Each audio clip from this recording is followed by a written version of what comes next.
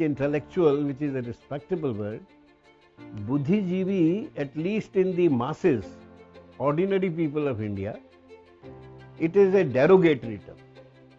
As I explained, people say Buddhijeevi is a person who sells his buddhi for his jivika, for his kamai, roji, which means a Buddhijeevi is a Tanjore doll. Whoever pays him the highest price, he will sing his song. And fortunately or unfortunately, India is full of such people. वो पाला बदलने वाले, इधर से उठ के इधर, उधर से उठ के इधर. So it's a bad word. So what is our equivalent for intellectual? And I suggested that the equivalent is rishi in the tradition. Because a rishi is a person who does not share the worldly values, is devoted to knowledge and selflessly works for lok sangrah, welfare of the people, through knowledge.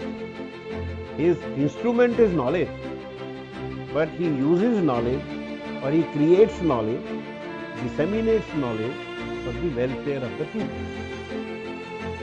Therefore, in some ways, our rishis were also teachers, gurus. And to be a man of knowledge, whether you are a rishi or a guru, in our tradition, you have to be an ascetic, sannyasi.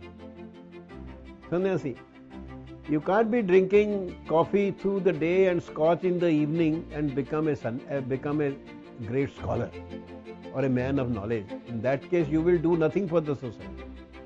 You will do a lot of things for yourself, nothing for society. And I had also given the one word which I think came close to a good teacher, a good rishi, a sannyasi, shishta. A sannyasi by definition is a shishta, who is defined by Patanjali as a person whose worldly goods are constituted by a jar of grain, one single jar of grain. That's all. He, without motive or purpose, devotes himself to a branch of knowledge and excels in it. This is a shishta.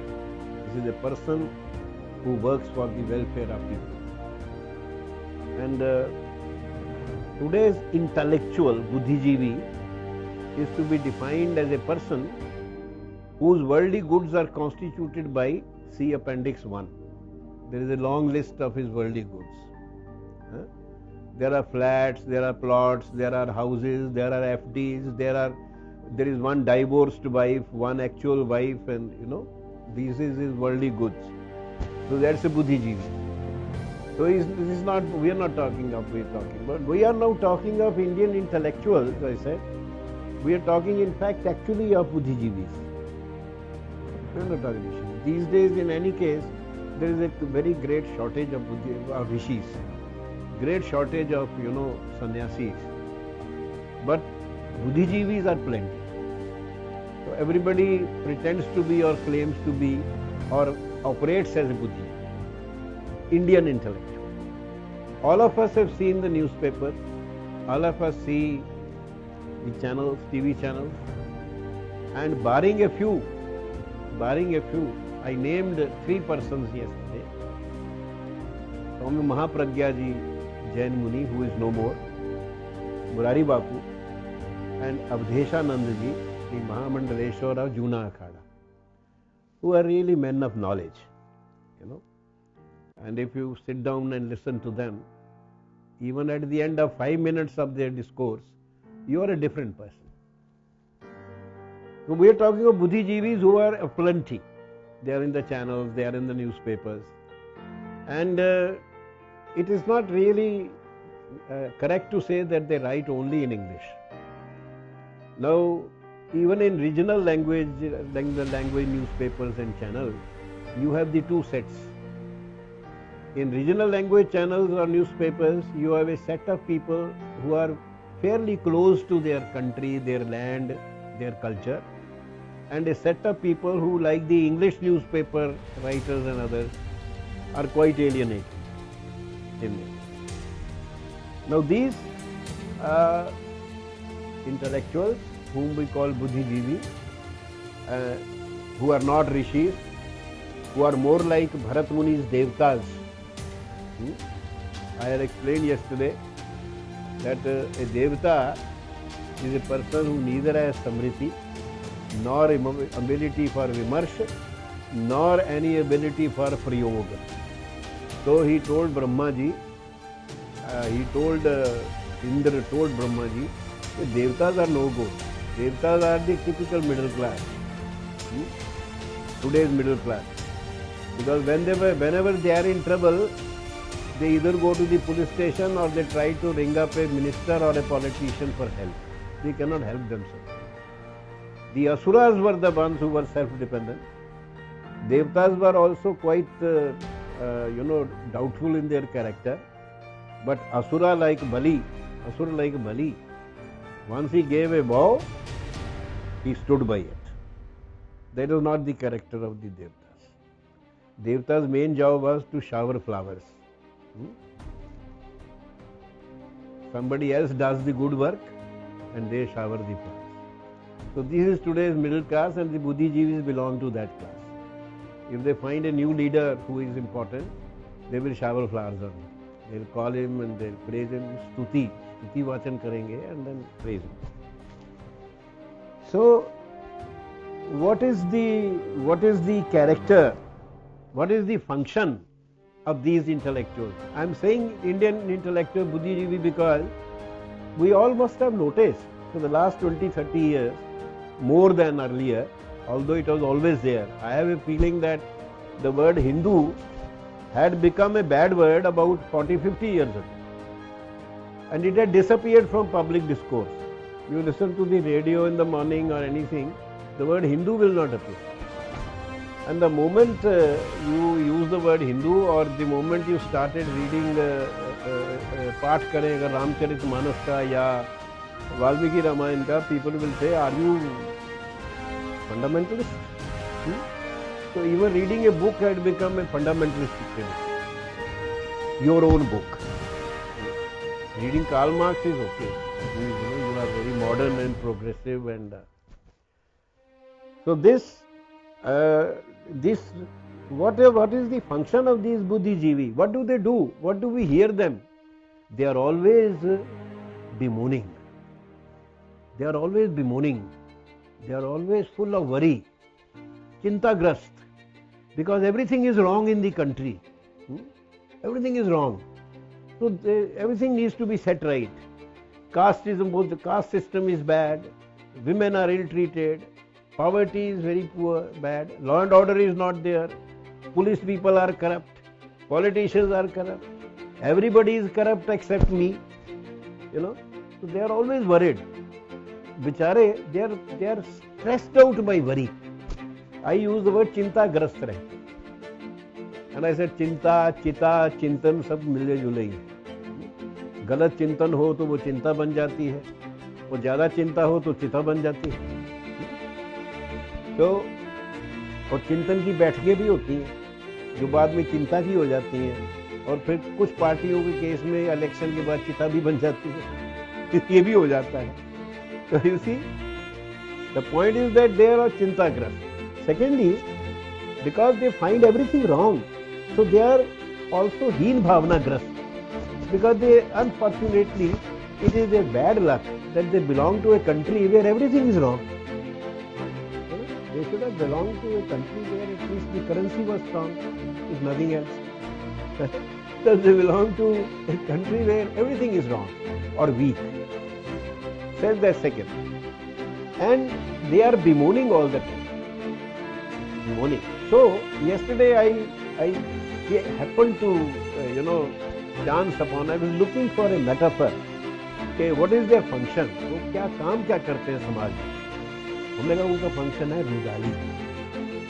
Rudali एक Asian custom था morning का. दे वर professional मोर्नर्स.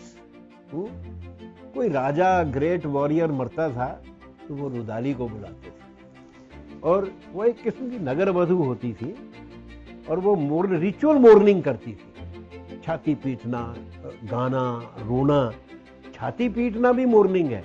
So when you are in your words, you are always bemoaning things, you are in fact doing छाती पीटना. ये भी छाती पीटना ही है. तो इंडियन बुद्धिजीवी हर वक्त छाती पीटता रहता है, ये सब खराब है. So their function is that of the Rudali.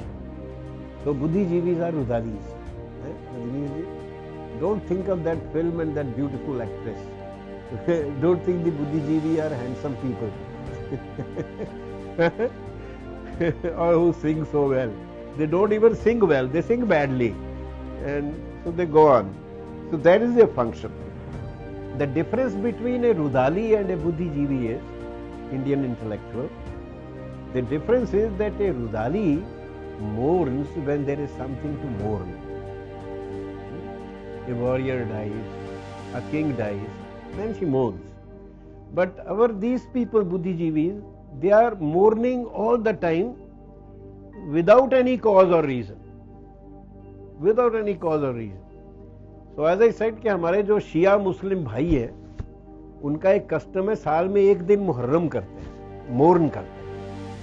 और हमारे बुद्धिजीवी रोज मुहर्रम करते, एवरी डे, है ना, वो रोज ही करते हैं. तो ये इनका ऑपरेशनल फंक्शन है. ये उनकी अब पहचान जो है, लक्षण, what are their markers. First of all, they are always worried. You find them, you know, thoughtful, with a bag, a little beard, unshaven, carefully unattended in their looks.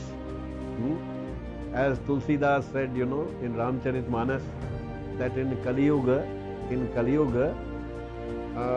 any man who keeps long hair and a small beard will be considered a thinker, a rishi. And so they are like that, and they have a worried look. That's why, you know, when I was teaching in JNU, I would go into the class and the first thing I would say is, happy? They say happy. Then you should smile then. You know, they should all be smiling. If you don't smile, that means you are something is bothering you. Now what is the obsession? That is the second marker, is this, you know, that because they are in a bad country, they are a heen bhavna. We belong to a poor country, we belong to a bad country, we belong to a socially backward country. We belong to a developing country, not a developed country. Not really. Now, of course, luckily they think we are developing. At one time we were underdeveloped for a long time. Although it took me some time to realize that the properly underdeveloped people are the Americans and the Britishers and others, you know, because to pass from barbarianism to civilization without the intermediary stage of culture, which is what happened to USA, I mean, they are really underdeveloped. They have to be, I don't think they are as yet in the developing category. They are yet underdeveloped. So, but they call us underdeveloped. The developing, and we are quite happy about it, because so long as we say we are developing and underdeveloping, we will get you know, aid from them, and that aid will go to some nice people, some good people. Their children will go abroad, they'll do their PhD there, so long as we are developing. So there are advantages of developing. So हीन भावना है अपने बारे में. ये हीन भावना क्यों है? Why? Because these people have forgotten the great wealth of this country. You see, हमारे यहाँ जो wealth है वो दो प्रकार की, एक तो धन की और एक ज्ञान की.